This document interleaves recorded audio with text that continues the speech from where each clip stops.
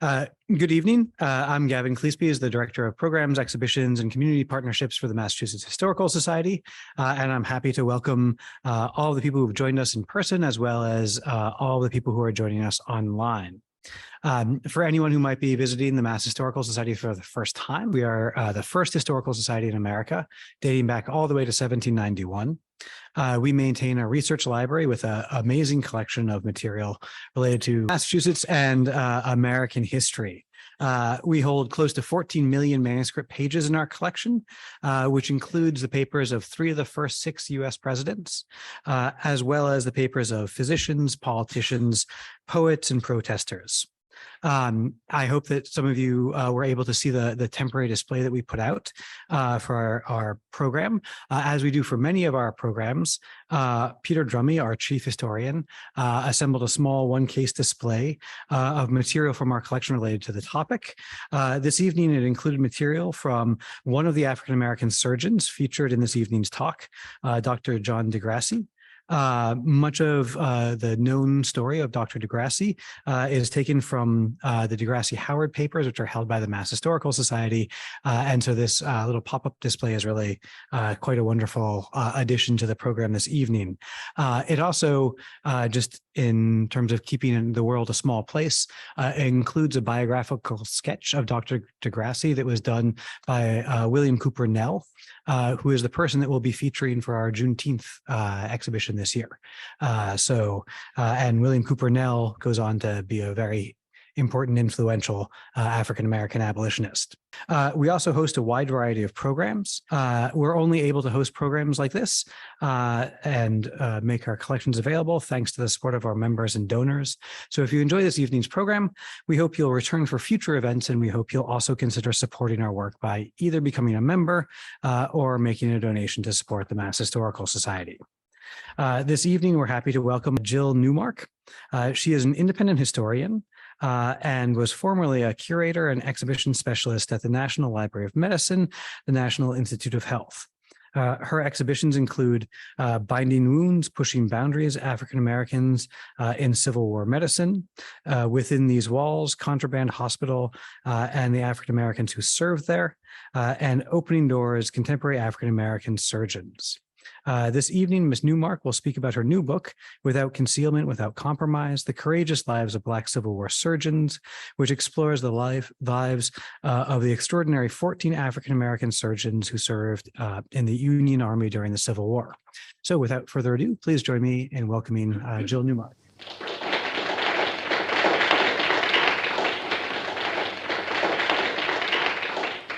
Thank you very much, Gavin and Olivia and the Massachusetts Historical Society for the opportunity to speak to you today about my new book on Black Civil War surgeons. And I also just want to thank one person, Sylvia Frank Rodriguez, who is here. He's an executive editor at the Southern Illinois University Press, and it's because of her that this book really came through. So thank you. Splendid among the shabby field hands, the sight of his uniform stirred the faintest heart to faith in the new destiny of the race, for Dr. Augusta wore the oak leaves of a major on his shoulders. These words describe the appearance of Black Civil War surgeon Alexander T. Augusta at the mustering of the first 2 companies of Black soldiers in Washington, D.C. in 1863. Now, the sight of an African-American man in an Army officer's uniform was controversial, to say the least. His appearance stirred pride in many people, excuse me, including formerly enslaved as well as free Blacks, but it also provoked anger in others. African-American soldiers, surgeons, and officers in uniform not only helped change how Black men were viewed, they helped change how Black people envisioned themselves and redefine the conventional notions of authority and the role of African-Americans in society. In 1860, the enslaved population of the U.S. was nearly 4 million, and the country would soon be entrenched in a civil war, fighting to unite the country and to end slavery. After the attack on Fort Sumter in 1861 in April that launched the Civil War, many were anxious to fight for the U.S., including Black men, both enslaved and free, who were ready to take up arms. They believed joining the U.S. Army would demonstrate their right to citizenship and patriotism. 14 Black physicians were among those who were dedicated to the fight for freedom. They were committed to using their medical skills in support of emancipation and in service to thousands of Black soldiers and civilians during the war. Many of these men had been activists and advocates for social and political change prior to the war, and some had participated in the anti-slavery movement, promoted education and advancement for African Americans. When they became military surgeons, they were able to move their activism into a larger theater where they could use their newly acquired positions as military officers to advocate for change and to support fellow Black soldiers and formerly enslaved Black people. It's important to mention that there were a few women physicians who served during the Civil War, including Mary Walker, which is fairly well known, who was a white physician, and Rebecca Crumpler, who was the first Black woman to earn a medical degree in the United States. I'm going to tell you just a little bit about her. She was born free in Delaware in 1831, and she was raised by her aunt in Pennsylvania, and her aunt spent much of her time taking care of her sick neighbors. Crumpler said, "I early conceived a liking for and sought every opportunity to be in a position to relieve the suffering of others." So her aunt's nursing, it really inspired her, and she pursued a medical education. She worked first as a nurse in Charleston, Massachusetts for about 8 years, and then in 1860 was admitted to the New England Female Medical College in Philadelphia. She graduated in 1864, and then she began practicing medicine in Boston for a short time before she moved to Virginia to attend to the medical needs of the formerly enslaved and the free Black population, working with the Freedmen's Bureau. In her publication, A Book of Medical Discourses, which was published in 1883, she made note that while serving in Virginia, the last quarter of the year 1866, I was enabled through the agency of the Bureau to have access to each day to a very large number of the indigent and others of different classes in a population of over 30,000 colored. Her book is one of the first medical publications by an African American. After she served in Virginia, she returned to Boston and continued her practice from her home at 67 Joy Street in Beacon Hill. She noted that when she returned to Boston, she entered into the work with renewed vigor, practicing outside and receiving children in the house for treatment, regardless in a measure of remuneration.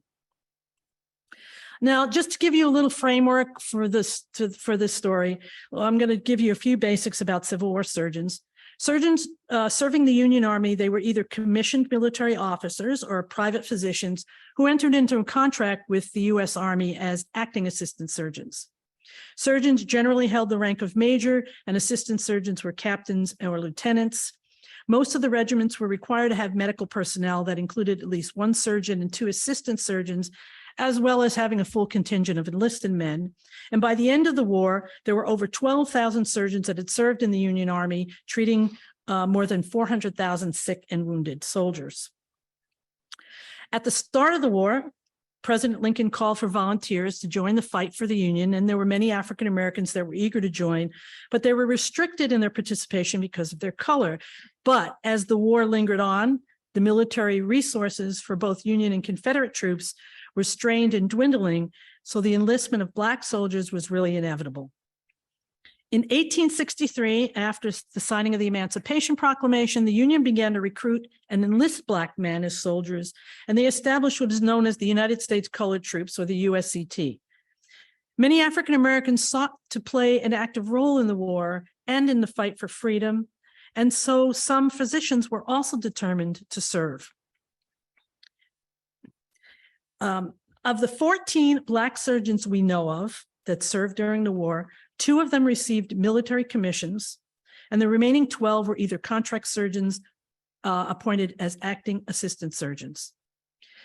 Since white surgeons and officers would not serve along Black surgeons in the field or be their subordinates, Black surgeons were most often assigned to military-run hospitals or recruiting stations for Black soldiers. And that included Contraband and Freedmen's Hospital in Washington, D.C., and in Arlington, as well as Savannah, Georgia, and as well as recruiting stations that were in Baltimore, Indianapolis, and Hilton in South Carolina. Now, the appointment of Black surgeons was based primarily on race, and the federal records documenting the work of these work assignments of these surgeons indicate duty stations that were at facilities that treated only African Americans. There were no Black surgeons assigned to white-only hospitals. And you can see here Freedman's Hospital, recruiting rendezvous. So those were where they were located. That was not necessarily true of Black nurses. They did treat white patients in white hospitals and also in Confederate hospitals. Now, as surgeons in the U.S. Army, they now had the rank and uniform that would be fitting their positions. But a Black man in the uniform, it was controversial. But in an officer's uniform, it represented position and authority not previously available to Black people.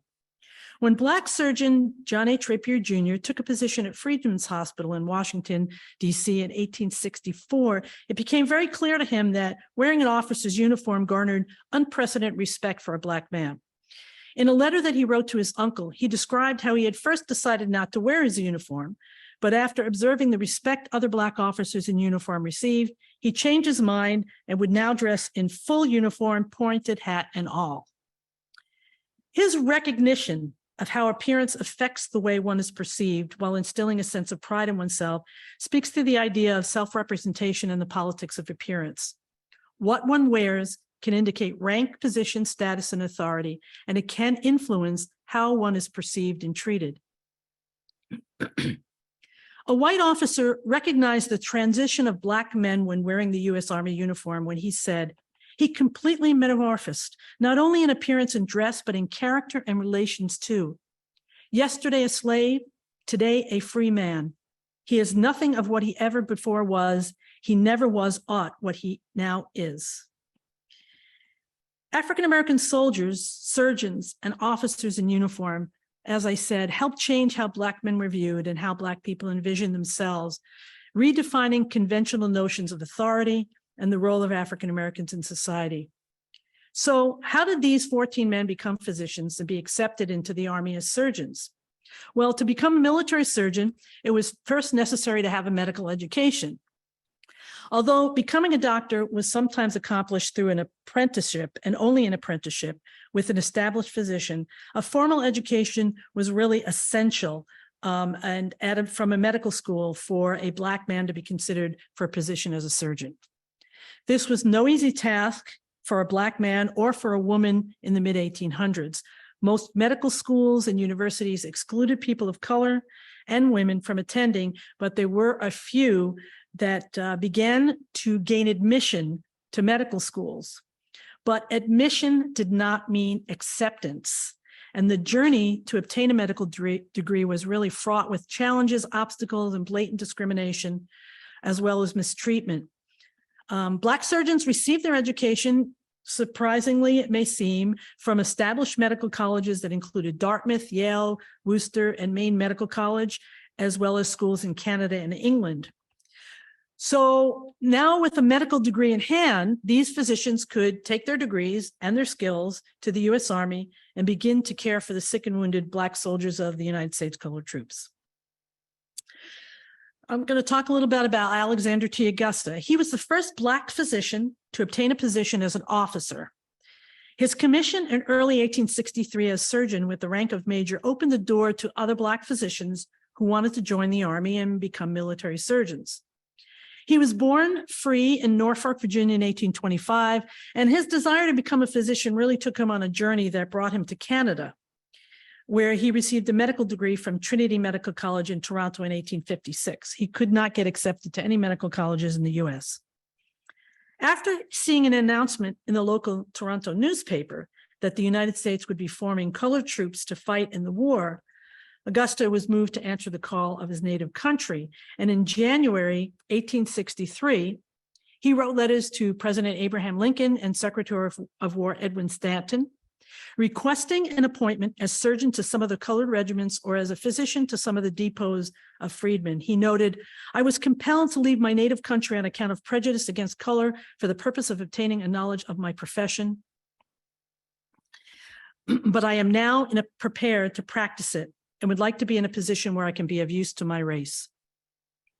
As the first African-American considered for a position as a surgeon with the Army Medical Department, his application was met by numerous delays due to confusion and hesitance on the part of the Army to accept applications from Black physicians. You can imagine what an upset this was.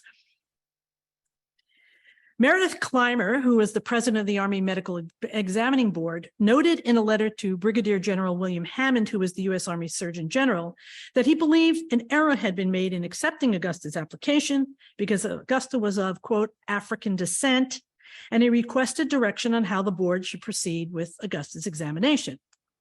Well, General Hammond referred the matter to Secretary of War Edwin Stanton with a recommendation that the invitation be recalled. It was only after an order to examine Augusta was passed down from Secretary Stanton that he received an exam, which he easily passed. And on April 4th, 1863, he was appointed surgeon with the U.S. Army and given the rank of major. When he showed up in Washington, D.C. to get his papers approved, there's a system. He showed up at the desk, and the man at the desk thought he was the driver for the physician until he corrected him and said, no, I am the applying physician. Augusta's first assignment was in Contraband Hospital at Camp Barker in Washington, D.C., and his appointment as its first Black surgeon in charge made him the first African-American to head a hospital in the United States. When he arrived, it's likely that he brought with him his surgical kit that you see here, and this handbook for the military surgeon. As surgeon in charge, he was responsible for all hospital administration, and that included ordering supplies, rations, controlling sanitary procedures. He hired and trained staff, he performed surgery, and of course, he treated patients. But now, with Major Augusta at the helm, it became very clear to the Army Medical Department that all the white assistant surgeons and head nurses at the hospitals would have to be reassigned and replaced by African Americans because Augusta could not be permitted to supervise white hospital staff, and most of the white hospital staff refused to serve under the direction of a Black man. In a letter from the medical director of Washington, D.C., R.O. Abbott, to the Surgeon General Hammond in May 1863, Abbott points out, as difficulty will arise in placing Surgeon Augusta over the hospital staff as at present organized, I am of opinion that the interests of the government will best be served by procuring, if practicable, colored in lieu of white assistants for Surgeon Augusta. Augusta was permitted to make some staffing changes, beginning with a request to hire fellow Black surgeons William P. Powell Jr. and Anderson Abbott on contract as his assistant surgeons. He also hired camp residents as nurses, cooks, and laundresses. And by 1863, Augusta wanted to get an appointment to a regiment. And in October of that year, he had been appointed regimental surgeon for the 7th Infantry of the United States Colored Troops, and he was ordered to go to Camp Stanton in Benedict, Maryland, where the regiment was mustering in along with 3 other USCT regiments. Well, Augusta's arrival at camp was not without controversy. As the ranking medical officer among 4 USCT regiments, he was confronted with several white medical officers who did not want to be subordinate to a Black man. 7 white assistant surgeons, including these 3, wrote a letter to President Lincoln protesting the position of Augusta at the camp. And in their letter, they stated, when we made application for position on the colored service, the understanding was universal that all commissioned officers were to be white men. Judge our surprise when upon joining our respective regiments, we found that the senior surgeon of the command was a Negro. They went on to say, we claim to be behind no one in a desire for the elevation and improvement of the colored race in this country, and we are willing to sacrifice much in so grand a cause as our present positions may testify. But we cannot, in any cause, willingly compromise what we consider a proper self-respect, nor do we deem that the interests of either the country or of the colored race can demand this of us. Such degradation we believe to be involved with our voluntarily continuing in the service as subordinate to a colored officer. We therefore most respectfully yet earnestly request that this unexpected, unusual, and most unpleasant relationship in which we have been placed may some way be terminated. It's not known whether President Lincoln responded, but shortly thereafter, Augusta was detached from his regiment and assigned to examining Black recruits at the recruiting rendezvous for colored troops in Baltimore, although he remained the regimental surgeon of the 7th USCT, but never served directly with his regiment.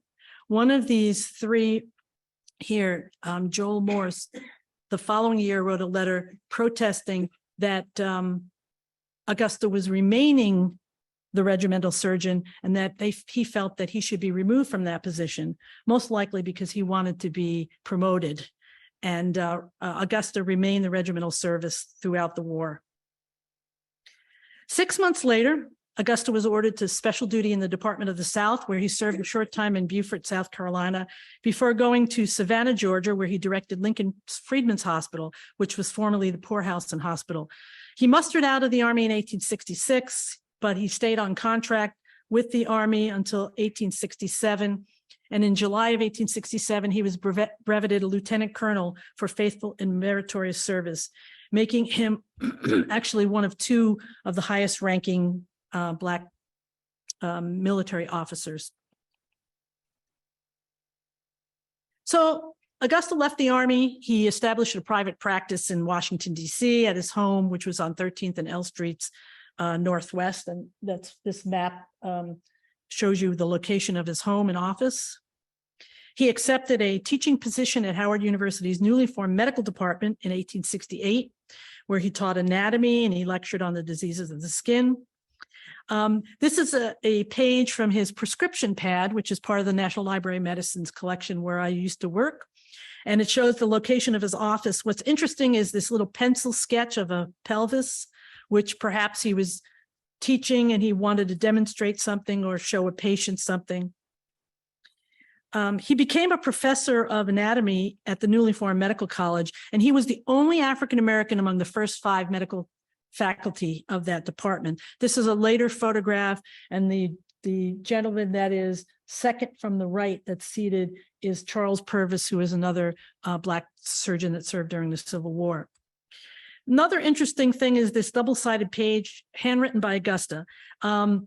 It was likely used, this was found in one of the books that the library has, it was likely used by him to prepare for his teaching position at Howard.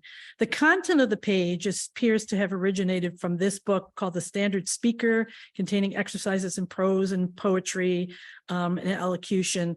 And so I think that he was really into his teaching position and wanted to do the best job he could. So he was reading about how best he could teach. Augusta's battle for equality, it didn't stop after the war. Along with fellow Black surgeons Charles B. Purvis and Alpheus Tucker, both of whom served during the war, they battled for admittance to the Medical Society of the District of Columbia, which they had licenses, but they were not members, and therefore they couldn't consult with any other doctors, which made it very difficult for them to treat patients. And they were all denied admittance, even though the federal government found that it was discriminatory. It didn't really help the situation, and they never became members. Augusta died at his home on December 21st, 1890, after he contracted pneumonia, and he was buried in Arlington National Cemetery, the first African-American military officer to be buried there. In his will, he bequeathed $300 to create a stained glass window to honor Secretary of War Edwin Stanton, who he felt really was instrumental in getting him his position. And after his wife's death, this window was created, and it really today stands as a reminder of Augusta's dedication and service to his country during the Civil War. Now we come to John Vancelli de Grassi. From the hour I landed at New Bern, North Carolina, to raise the regiment to the present time, my zeal and interest in its welfare have been unabated. John Vancelli de Grassi was the second and the only other African-American physician to receive a commission in late April 1863. So Augusta in early 1863 in April, and Grassi, they were the only two commissioned officers. He was also the only Black surgeon to serve in the field with his regiment. He was born in New York City in 1825, and he was the son of Maria Vancelli and George de Grassi, who was a wealthy landowner, and the grandson of French naval commander Admiral Francois Joseph Paul Comte de Grassi, who assisted George Washington at the Battle of Yorktown in 1781. John was brought up in a very privileged family, and he received an exemplary early education that enabled him to attend college in Paris and become fluent in French. When he returned to the US, he had an interest in medicine, and that led him to establish an apprenticeship with a prominent New York physician, under whom he studied for 3 years before he was accepted in 1847 at Maine Medical College at Bowdoin College. He graduated there in May 1849, and then he traveled back to France, where he studied under famed surgeon Alfred Armand Louis Marie Valpeau, who was known for his innovative surgical skill, his vast knowledge of surgical anatomy, and his prolific medical publications. And Black physicians, when they got a degree, there was really no place for them to go to get any additional training because no hospitals, no other doctors would accept them.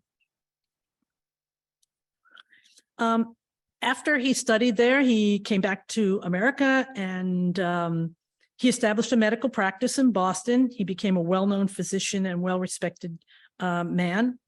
He treated patients in their homes and had consultations at his medical office, treating wounds, administering prescriptions. He provided vaccinations, delivered babies, did leeches and cupping. And in one case, he resuscitated 2 people in their home who were suffering from asphyxia because of the inhalation of coal gas. This account book is from the collections here at the Historical Society, and actually is in that case in the other room. And it provides detailed information on his patients, his treatments, how much he got paid. His admission as the first African-American member of the Massachusetts Medical Society in 1854 was lauded in the Frederick Douglass paper that said, "It is the first instance of such honor being conferred upon a colored man in this state and probably in the country." And it expressed its hopes that Degrassi's admittance would encourage other young Black men to make the most of their talents and opportunities and rise superior to circumstances, compel respect and confidence, and fill stations of honor and eminence much oftener than they have done or perhaps have thought possible to do. John Degrassi, he lived a relatively comfortable life in Boston. It was filled with social and political activities. He tended to the medical needs of his patients. In 1852, he married Cordelia Howard, and 3 years later, they had a daughter named Georgina. But then in 1861, of course, there was the outbreak of the Civil War, and it changed his life as he joined with many others in his desire to serve. It wasn't until 1863, when they started to recruit Black men in the Army, that Degrassi applied for and received a commission as an assistant surgeon. He was assigned to the 1st North Carolina Colored Volunteers, which became the 35th Regiment of the USCT. He would be the only Black surgeon to serve in the field. As we know, white surgeons wouldn't serve alongside Black surgeons. They didn't want to be subordinate to them. He joined his regiment in New York before traveling them to New Bern, North Carolina. And his experience with the 35th was not easy or pleasant. He was met with discrimination from white officers, and he was eventually court-martialed out of the army on what I consider dubious charges of drunkenness and insubordination. And it included an alleged incident at the Battle of Lusty in Florida, where Degrasse accompanied the mortally wounded commanding officer, Lieutenant Colonel Reed, to Jacksonville so he could be transported by ship to a hospital in Beaufort. It seems unlikely that the surgeon in charge would have sent an assistant surgeon who was drunk to take care of the commanding officer. So I don't think that he would have put Degrasse in charge of the officer if he thought that he was inebriated. After he was cashiered out, he returned to Boston to his medical practice there. He was recognized for his service by the governor, John Andrew, who presented him with a gold hilted sword for his meritorious service during the war. It was only 4 years after he left the Army that in 1868 that he contracted tuberculosis, and he died at the age of 43. This is John H. Rapier Jr. He tends to be my favorite among the 14 for various reasons. He says, as I read before, "I must tell you, colored men in the U.S. uniform are much respected here. And in visiting the various departments, if the class is that of an officer, you receive the military salute from the ground as promptly as if your blood was a Howard or Plantagenet instead of a Pompey or Cuffy." John Rapier served as an acting assistant surgeon at Contraband Hospital in Washington, D.C. Contraband became Freedmen's Hospital, but essentially it's the same hospital. The Freedmen's Bureau took it over. It became Freedmen's Hospital. He was really a man of adventure and ambition. He had an appetite for knowledge, a sense of duty, and compassion and humor. And much of what we learn about his life and his desires come from his personal writings, which are preserved along with correspondence from other family members at Moreland Spingarn Research Center at Howard University. It's fascinating. I think I transcribed like 140 pages of his letters. Just really fascinating. From his letters and his diary entries, we learn that his days were filled with travel, politics, study, family, and service. He had very deep family roots, and he had very good examples that were set by his strong grandmother, his loving father, and his successful uncle, and they influenced and encouraged him in his pursuits. They really demonstrated strength, perseverance, hard work, and commitment to attaining a free and better life.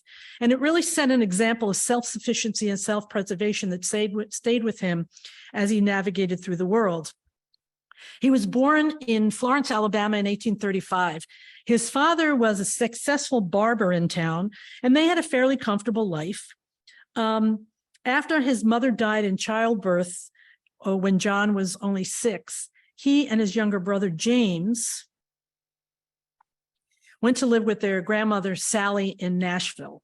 Now, Sally was enslaved, but she was permitted by her slave owner to run her own business, and she ran a very successful laundry business in the city. And her goal through that and being able to get her own money was to pay for the freedom of her children and find ways to be able to free her sons, which she did in various ways. John was a very precocious child. He had an interest in learning, and he was known to have what they said, eagerly devour whatever books he could get hold to. His early education was received in Nashville in a school that his uncle, he had an uncle, James, that was only like 9 years younger than him. He and his brother stayed in the city until his grandmother died in 1850. He returned home to Florence, and then he moved to Buffalo, New York, where one of his uncles, his Uncle Henry, lived. But due to various circumstances, they decided that they were going to relocate to Canada. And that was really after the enactment of the Fugitive Slave Law in 1850, which really allowed any white person to claim ownership of any Black person, free or enslaved, or presumed to be fugitive, based only on what the white person's claim of ownership. So they went to Canada. They settled in Buxton, Canada, where he was able to continue his education at the Buxton Mission School. And he was a student there alongside Anderson Abbott, who was Canadian, but would also go on to serve as a surgeon during the Civil War. So they were students there. And then when they served at Freedmen's Hospital, they served together. Buxton was really primarily a predominantly Black community. It was established to offer social and economic opportunities to Black people and provide a safe haven for the formerly enslaved people who had crossed the border into Canada. He studied there for a few years, and then he went back to Florence, and he read newspapers, he kept up with current affairs, but he longed for a better life, and his disenchantment with the conditions of Black people in the United States grew his desire to find a better place where Black people could live and work in a more welcoming environment. This desire was really an incentive for him to travel with his uncle James to Central America in 1855, and then to Haiti and Jamaica in the West Indies in the early 1860s. While he was in Jamaica, he studied dentistry with a local Canadian dentist. He was happy with being a dentist, but he was very ambitious, and he believed that becoming a doctor would be more prestigious as well as more lucrative. And so he began studying medicine with a local physician. After being under the tutelage of this physician, the physician said, I think you're ready and able to go back to Canada, and you'll be able to get into medical school. So he kept abreast of all the news from home through the occasional newspaper from New York. So by the time the war began in 1861, he was pretty well aware of the situation. His thoughts were really on his family in Alabama and how he might best be able to help them and support them. And that was one of his goals. And he said that it would do justice to them and it would be an honor for him to be able to do that. He wanted to help support his father, who had gotten remarried, and his stepmother and their younger siblings. So in a letter to his uncle James, he wrote, "I am ill at ease when I remember that everything that I hold dear in the world and without whose presence I would not care to live are surrounded by dangers and probably destruction." And despite the distance he was from his family, he was really determined to provide whatever assistance he could. So as a physician, he knew his salary would be enough to support himself and his family. He said, "The surest and cheapest way to do this is to educate me for the duties and responsibilities of teacher and guardian to this large family. Now, if I graduate as a physician, as I sure will, I shall, by my social and cultivated position, be able to assume these responsibilities, which will be an act of humanity and justice to them, and honor and pleasure to myself." Excuse me. So in May 1862, he headed home and he enrolled in Oberlin College. He eventually left there the following year to attend the University of Michigan in Ann Arbor to study medicine. Excuse me. And he left Michigan in February 1864 to continue his studies at Keokuk Medical College. He transferred there because he would be able to graduate sooner. He didn't want to wait until the summer.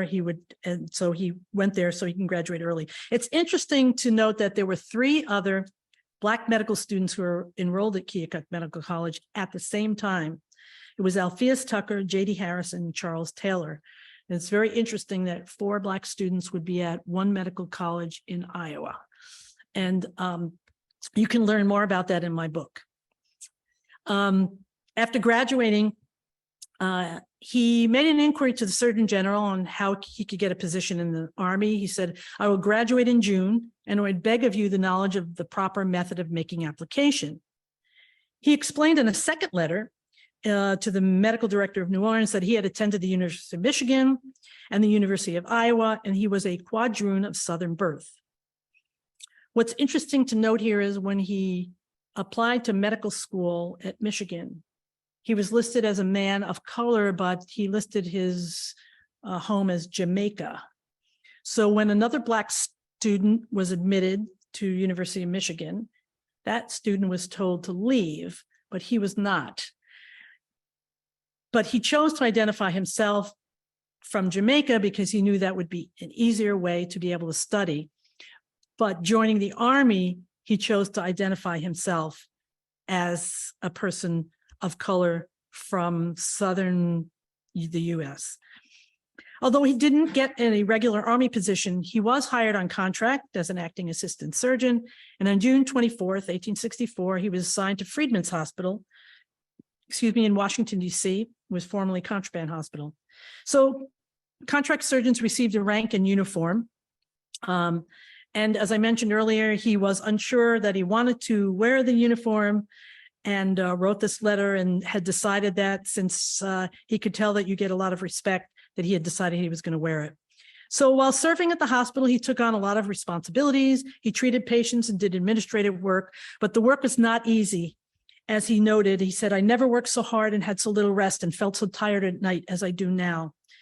He remained in Washington, D.C. He worked at the hospital. He also treated patients in the community.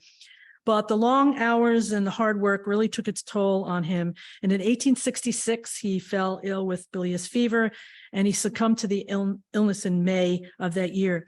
He was remembered by the Reunion Literary Club, of which he was a member, and they said, "In the death of Dr. Rapier, we mourn the loss of one of our most distinguished members, whose gentle, manly deportment, unexceptionable moral character, and literary attainments had secured for himself the esteem and respect of every member of this club. and his premature death in the full vigor of his faculties, which gave promise of such usefulness, is the occasion of deep and abiding regret. Alexander T. Augusta, John Vanserly de Grassi, and John H. Rapier Jr. were among 14 African-American men who shared a desire to move beyond the boundaries of color and become medical doctors and surgeons. They advocated for their fellow Black soldiers, and they sought a better life for themselves and their communities. As surgeons, they served their country at a pivotal moment in its history, making an important contribution to the fight for freedom and justice.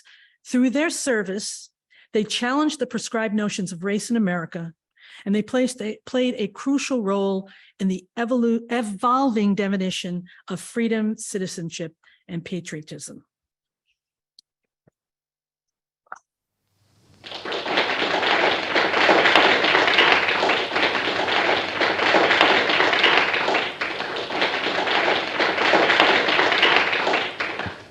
Thank you very much. I'm sure our speaker would be happy to answer questions.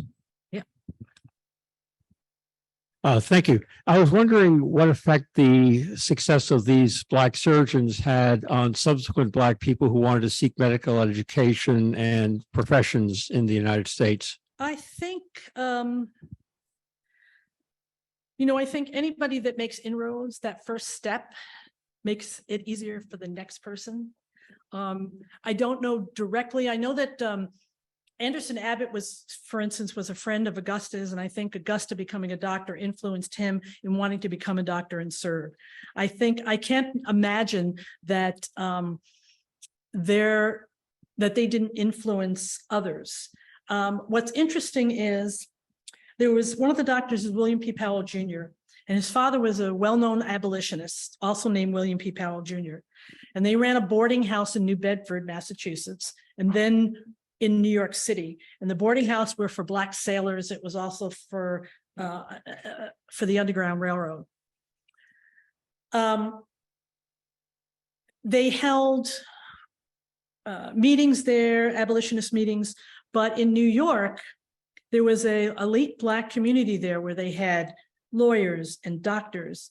James McCune Smith, who was the first African-American to get a formal medical education in Scotland, was there. He owned the first pharmacy. There were Black-owned pharmacists. So I believe that these were the group of people that his family socialized with. They were politically savvy. They had meetings.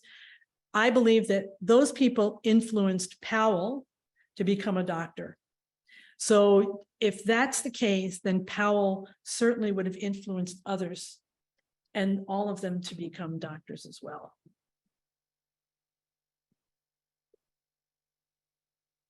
We have a question online from Teresa. She said the book is fascinating and incredibly well researched, and she loves seeing all the documents in today's talk. Are any of the universities they attended honoring their accomplishment? There are more things happening now than ever before. One of the most exciting things for me was there's a Army Medical Hospital called Fort Belvoir Community Hospital. It's in Fort Belvoir in Virginia. It's a military hospital. And I recently, just a few weeks ago, attended a renaming ceremony, and they renamed that hospital the Alexander T. Augusta Military Medical Center. I learned about it like the week before and couldn't have been happier. When you do so much research, like these guys become part of, like they're your family. So you get all excited when they have these things. But to add to that, I'm just going to read this paragraph because I do feel that their lives and service and contributions have an impact on today. And this is what I wrote. The impact these Black surgeons made and their contributions during the war can still be felt today. In 2019, the University of Michigan paid homage to one of these surgeons, Alpheus W. Tucker, by establishing a professorship in his honor. Dr. Theodore Iwashnia, the first Alpheus W. Tucker, MD, collegiate professor of internal medicine, explained that naming the professorship after Tucker recognizes, quote, the university's history of racism and the faculty's complicitness in that racism. Naming a professorship in his honor seemed to me to be a way to apologize for the wrong and commit to doing better in the future. It is meant to remind us that our institution, as all institutions, is imperfect and that constant efforts to live up to our democratic ideals are necessary. Progress does not happen by some invisible force. It happens when people make the effort to fight for justice. And I think that really is, you know, an all-encompassing thing. I think they do have an impact today. Hello. I was wondering, what does the word quadroon mean? I believe it's what, like, mulatto was like half and half. I think quadroon is 1/4. It's 1/4. Oh. Yeah. And what made you want this subject, to look up the subject of Black doctors? And A good question. When I was working at the National Library of Medicine, I was working on an exhibition that was started by my friend Margaret Hutta, who co-curated the exhibition with me, called Opening Doors: Contemporary African American Academic Surgeons. And we were doing that exhibition that she had started in order to increase the diversity of exhibitions and information and content at the library. And as part of that, we had 4 pioneering doctors and other younger doctors that were doing kind of pioneering things. But we wanted to look at a little history. And as part of that, we looked at people and institutions like Howard University, Meharry. And in doing the research, I came across Alexander T. Augusta, who was a surgeon there, and learned that he was in the Civil War. And I go, I wonder what other surgeons served in the Civil War. I have a tendency to be a kind of person that when I get a bee in my bonnet, I just like, I hone in on it and I just like go at it until I can't go anymore. And so I started doing the research, and I'd come from one name and another name, and it just kind of snowballed from that. And then when the 150th celebration of the Civil War came, I worked in the exhibition department, and somebody says, anybody have any ideas for, and I go, yeah, I'm doing some research. So that's how that came about. And it just kind of snowballed from there, because I found the stories so interesting. Each story is different. Each story is told through the available resources. So some are from letters and some are from, and they all have a similar experience, but totally different. Lynn asks, were these physicians able to join the AMA or other national groups of doctors? No.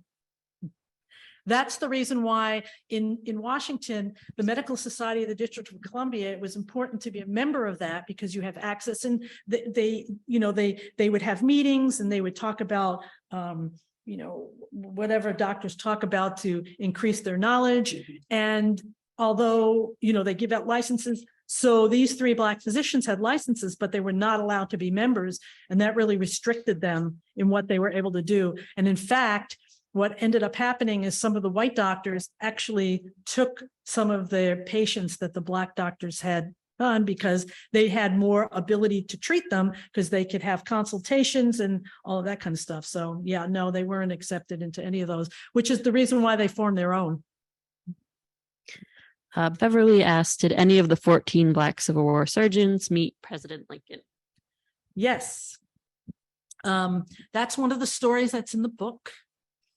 And Alexander Augusta and Anderson Abbott attended at White House Levee, which is a reception at the White House. I think it was in February 1864. It was quite a sight, and they stirred quite excitement, both positive and negative. And later in his life, Anderson Abbott actually was writing sort of his memoirs. So it was 30 years later, and he was writing all these things. So he wrote a whole like almost like a diary entry about this experience of going to the White House, and they take their wraps, and they said they went up to Lincoln, and Lincoln shook their hand, and he greeted them, and his son said, "Are you gonna, accept this innovation?" And he goes like, "Why not?" And so, they walked around arm in arm. He said we were looking at all the paintings, and he said that for some people, he said the way people were looking at them, it says we could have fell through the skylight onto the floor. And he said some people treated them in a positive way. And then he said, and in others, it was very clear, their opinions about, but yes, they did. And actually, it's interesting because Anderson Abbott, after Lincoln died, was given a shawl that belonged to Lincoln. They're not quite sure exactly why, but it's clear that he knew Lincoln. I don't know what close relationship he had, but Elizabeth Keckley, who was Mary Lincoln's confidant and seamstress, knew Anderson Abbott, and they were friends. So there's a lot of connections there, and I go into that a little bit more in the book. So buy the book. I have a question here. Yes. Thank you so much for your presentation. I loved it.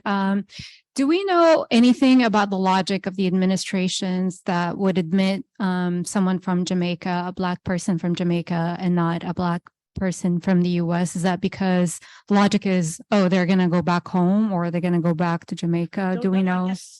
If I was going to say, they were just considered a foreigner. So because they weren't a Black American born, they were a foreigner. So I think that was the distinction. I just think, it's not really clear there. It's very interesting because Alpheus Tucker and John Rapier Jr. almost followed each other in a way, because they both were in Oberlin, they both were at Michigan, they both were in Iowa. So it just happened that they followed each other. But I think it's just because he listed himself from Jamaica, so he wasn't from America. That's my only conclusion. Well, I want to thank our speaker, Jill Newmark, for a wonderful presentation. Books for sale in the lobby, and for those people joining us online, will consider buying a copy from their favorite online retailer, possibly bookshop.org. But I leave that up to them. So thank you very much. Thank you.